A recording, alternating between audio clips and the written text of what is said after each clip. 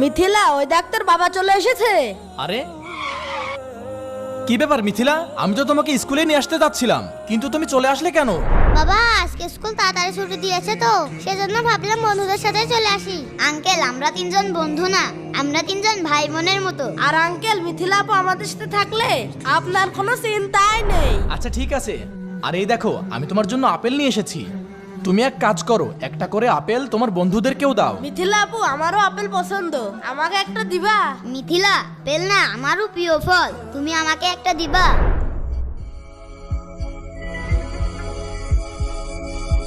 আরে ও তো একা একাই খাচ্ছে। আরে কি করছে এগুলো? আরে মিথিলা, তোমার কি মাথা খারাপ হয়েছে? খাওয়া আপেল ওদেরকে খাওয়াতে চাচ্ছ, আর বন্ধুদের সাথে এমন আচরণ করতে হয়? আমি তোমাকে এটা শিখিয়েছি? না বাবা না, আমার তো এটা উদ্দেশ্য ছিল না। তাহলে কি? আমি তো দেখছিলাম কোন আপেলটা বেশি মিষ্টি।